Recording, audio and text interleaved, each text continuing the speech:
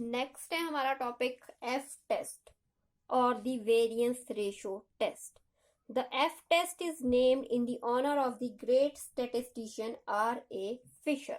The object of the F test is to find out whether the two independent estimates of population variance differ significantly or whether the two samples may be regarded as drawn from the normal population having the same variance. For carrying out the test of significance, we calculate the ratio F. F ratio के लिए आपके पास value आती है F equals to S1 square over S2 square. यहाँ S1 square की जो value है वो है आपका summation x1 minus x1 bar का whole square divided by n1 minus 1. Summation x1 आपकी आइटम्स होगी, जितनी भी आइटम्स आपकी फर्स्ट केस में है वो सारी आइटम का टोटल, माइनस करेंगे उसमें से उसका मीन और जो भी वैल्यू आएगी उसे स्क्वेयर करके उन सारी वैल्यूज का समीशन निकाल के डिवाइड करेंगे n1 माइनस 1 से. n1 आपकी वैल्यू रहेगी जो भी आपके फर्स्ट केस में नंबर ऑफ आइटम्स रहेंगे, n1 की वैल्यू वहां से आ जाएगी. S2 स्क्वेयर के लिए आप करोगे summation x2 minus x bar 2 का whole square divided by n2 minus 1. Same चीज है, सिर्फ केस का चेंज हुआ है. सेकंड केस में आप सेकंड केस पे शिफ्ट कर जाओगे, n2 की value number of total observations हो जाएंगी सेकंड केस की, और आपका जितने भी x वाली आइटम्स होंगी जितनी भी सेकंड नंबर की आइटम्स होंगी आपके पास उनमें से आप मीन माइनस करोगे और उसका स्क्वेयर करके समीशन निकाल लोगे, डिवाइड करोगे n2 माइनस 1 से. इस तरह से आपके पास S2 square and S1 square की वैल्यूज आ जाएंगी. इन्हें आप F टेस्ट निकालने के लिए यूज करोगे. इस फॉर्मूला के थ्रू आप F टेस्ट की वैल्यू या F रेशो की वैल्यू फाइंड आउट कर सकते हो. वैल्यू फाइंड आउट होने के बाद आपके पास यहाँ एक पॉइंट है जो रिमेंबर रखना है आपने, that is it should be noted that S1 square is always the larger estimate of the variance. तो आपका जो S1 स्क्वेयर है वो बड़ा रहेगा और S2 स्क्वेयर आपकी छोटा वाला सैंपल रहेगा. लार्जर एस्टिमेट जिसमें ज्यादा वैल्यूज होंगी वो आपका S1 कहलाएगा, जिसमें कम वैल्यूज होंगी वो आपका S2 कहलाएगा. तो यहाँ आप F रेशो निकालने के लिए इस तरीके से भी समझ सकते हो. जो आपका लार्ज एस्टिमेट है, एस्टिमेट ऑफ वेरिएंस, उसे आप डिवाइड कर रहे हो स्मॉलर एस्टिमेट ऑफ वेरिएंस से. इस फॉर्मूले के थ्रू भी आप ये चीज याद रख सकते हो. मेन चीज आपने याद रखनी है ये वाली. यहाँ आपको डिग्री ऑफ फ्रीडम जब निकालना है तो μ1 एंड μ2 दो तरह के डिग्री ऑफ फ्रीडम निकलेंगे. जो μ1 है आपका वो degree of freedom for sample,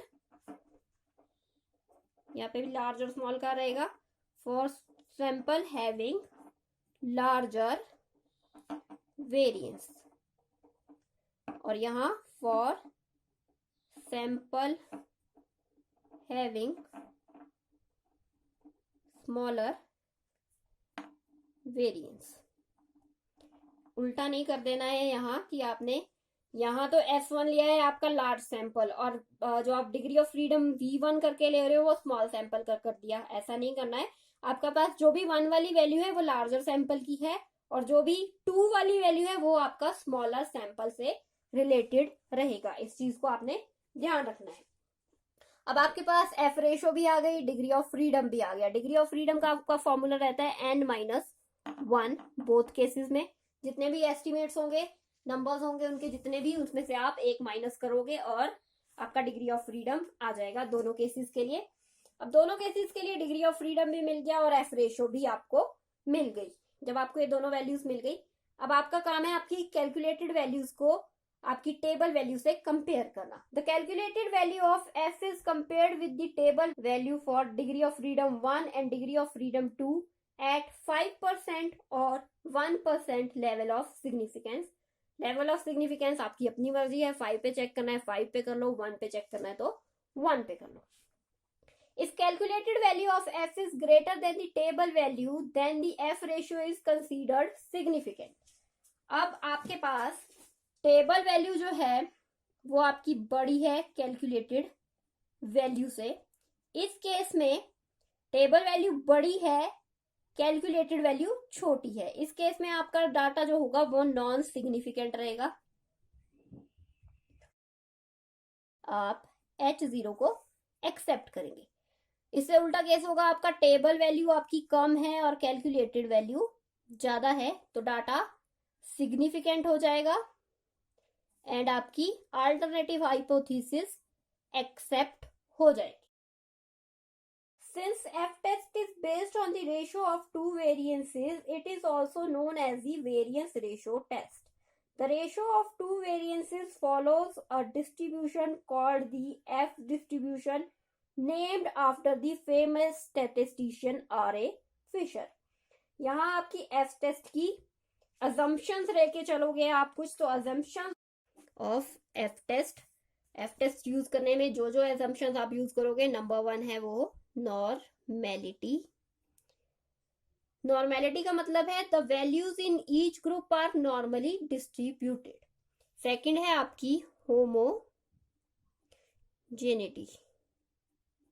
homogeneity का मतलब है the variance within each group should be equal for all groups.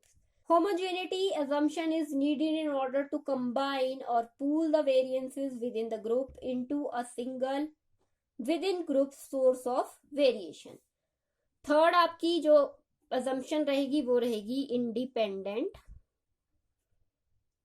error. Independent error या independence of error.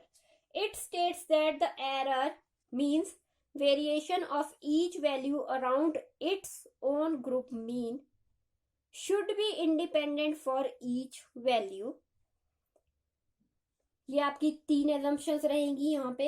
In assumptions के बेस पे आप अपना टेस्ट लगाओगे, अपना एफ रेशियो निकालोगे. जहां आपकी नल हाइपोथेसिस एक्सेप्ट हो रही है, इस केस में आपका जो डाटा है वो क्या कह रहा है? It is inferred that both the samples have came from population having same variance.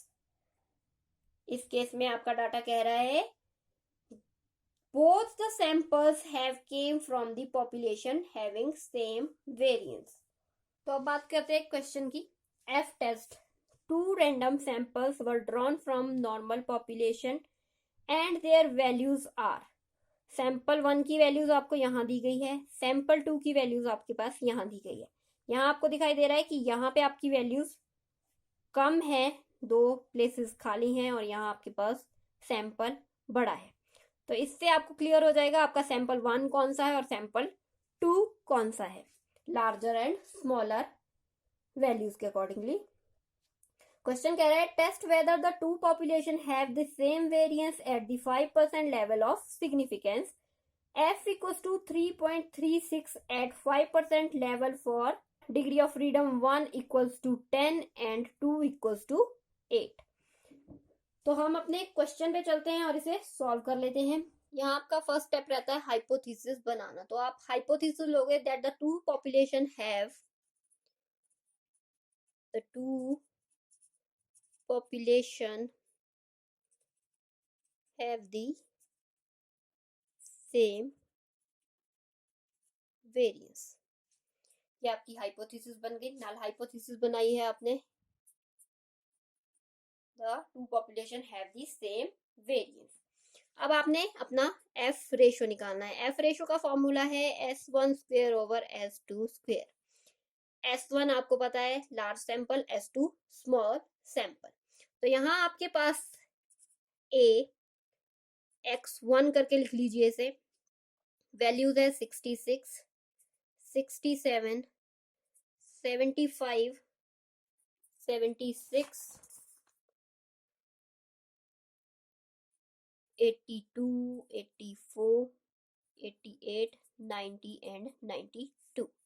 ये आपकी सैंपल 1 की वैल्यूज है. सैंपल 2 की वैल्यूज भी हम यही लिख लेते हैं X2 करके.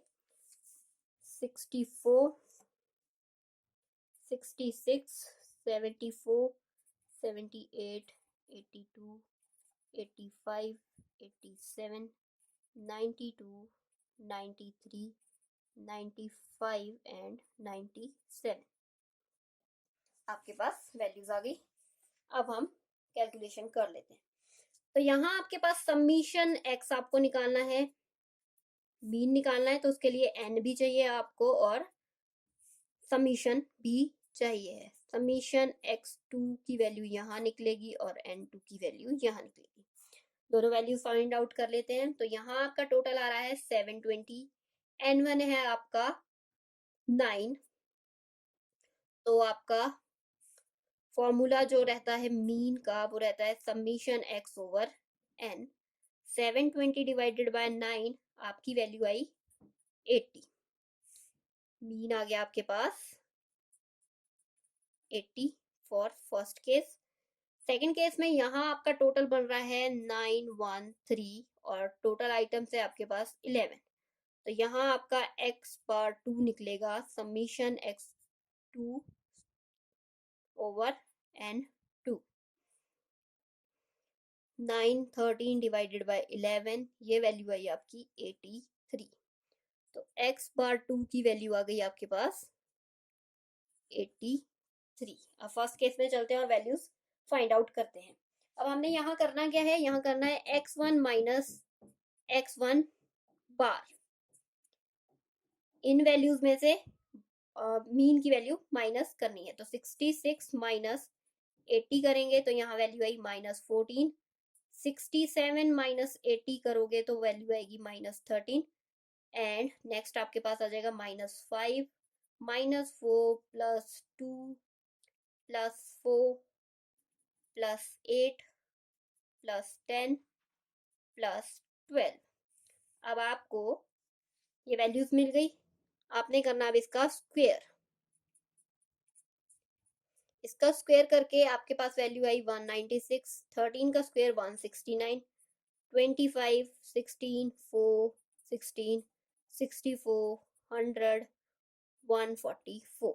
अब आपने निकालना है समीशन x1 माइनस ये वाला, इसका टोटल चाहिए आपको। तो ये टोटल आपके पास आएगा 734। सेकंड केस में भी आप इसी तरीके से सारी वैल्यूज फाइंड आउट करोगे। तो फर्स्ट केस में आपके पास 83 मीन वैल्यू है, आप करोगे x2 minus x bar 2। 64 minus 83 ये वैल्यू आपकी आएगी -19। सेकेंड केस में 66 माइनस 83 -17 वैल्यू आई। थर्ड केस में हम डायरेक्ट लिख लेते हैं -9 -5 -1 +2 +4 +9 +10 +12 +14 ये वैल्यूज आ गई। अब हमने इसका स्क्वायर करना है। आपकी 19 का स्क्वायर हुआ 361, 289, 81, 25, 1, 4, 16, 81, 100, 144, 196।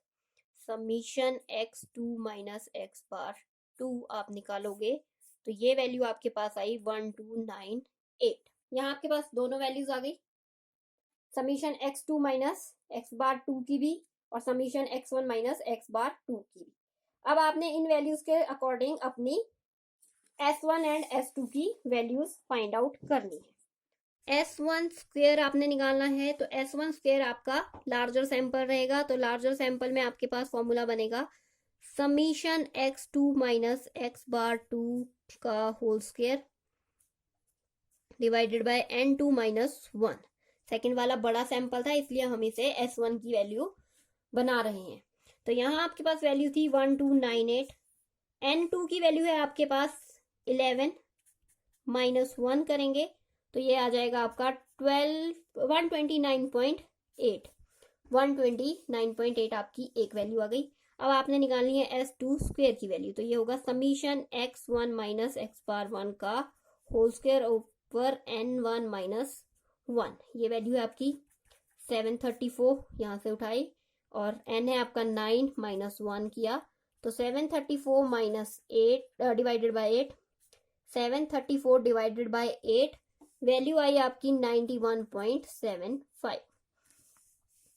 डिग्री ऑफ फ्रीडम आपने निकालना है तो ν1 एंड ν2 आप निकालोगे। तो ν1 की जो वैल्यू होगी वो आपकी लार्ज सैंपल होगी, तो लार्ज सैंपल है 11 माइनस 1 दैट इज 10, और स्मॉल सैंपल है आपका 9 माइनस 1 दैट इज 8। अब इन वैल्यूज के साथ ही आपको अपनी एफ रेशो निकालनी है। एफ रेशो का आपका फॉर्मूला रहता है larger sample divided by smaller sample, S1 square over S2 square. तो ये आपकी वैल्यू बनेगी S1 स्क्वेयर की वैल्यू आपकी लार्ज सैंपल वाली कितनी आई 129.8 और स्मॉल सैंपल वाली आई 91.75। तो एफ रेशो आपकी बनेगी 1.415। अब इस वैल्यू को आपने 0.5% लेवल ऑफ सिग्निफिकेंस पे चेक करना है। तो आपके क्वेश्चन में आपको वैल्यू दी गई थी, आपके क्वेश्चन में कहा गया था कि आपकी जो वैल्यू है, यहाँ आपको कहा गया है आपका डिग्री ऑफ फ्रीडम है वेरिएंस 1 का 10, हमारा वेरिएंस 1 का 10 आया, वेरिएंस 2 का 8, हमारा भी 8 आया। टेस्ट की वैल्यू चेक करनी है तो वो है 3.36, हमें 5% लेवल ऑफ सिग्निफिकेंस पे दी गई है। तो F 0.05 की वैल्यू जो है वो है 3.36, आपकी कैलकुलेटेड वैल्यू है 1.415। That means table value greater than the calculated value है। इस केस में हम क्या करते हैं, हम नल हाइपोथेसिस को एक्सेप्ट करते हैं, एक्सेप्टेड H0। आपने नल हाइपोथेसिस जो बनाई थी उसके accordingly two population have the